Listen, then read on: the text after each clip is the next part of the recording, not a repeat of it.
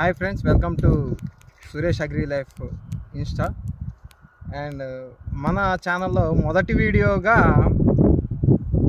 మనం ఈ పంట పొలాన్ని పంట యొక్క యజమాని దగ్గర, లేదంటే సొంత పొలం ఉంటే సొంత పొలం వాళ్ళు కౌలుకి, ఒక యజమాని దగ్గర పొలం లేని వాళ్ళు కౌలుకి తీసుకొని ఎకరం 13,000 నుంచి 20,000 రూపాయలు మా ఏరియాలో జరుగుతున్నాయి. మాది మొత్తం కూడా ఈ నల్లరేగడి భూములు, దీన్ని బ్లాక్ కాటన్ సాయిల్స్ అంటారు.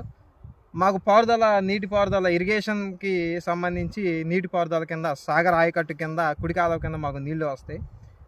మా ఏరియాలో ఉన్నటువంటి ఈ పొలాన్ని మొట్టమొదటిగా మనం చేసే పని ఏమిటి అనంటే, ఈ విధంగా ఉన్నటువంటి ఈ పూర్వం పాత పంటని ట్రాక్టర్ సహాయంతో పీకి వేసిన తర్వాత ఈ విధంగా మారుతుంది.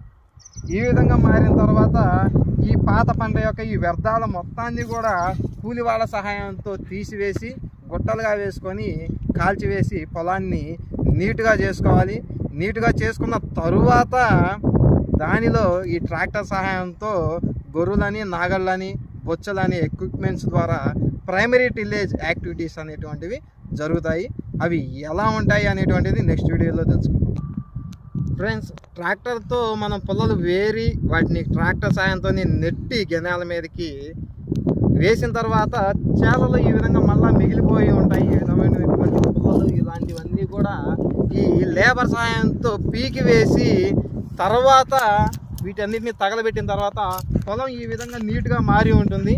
ఈ పొలాన్ని నీట్గా చేసుకున్న తరువాత మనం అనుకున్నటువంటి ప్రైమరీ టిల్లేజ్ యాక్టివిటీస్ అనేటువంటివి స్టార్ట్ అవుతాయి. అవి ఎలా ఉంటాయి అనేటువంటిది నేను మీకు నెక్స్ట్ వీడియోలో చూపిస్తాను. వెయిట్ చేయండి.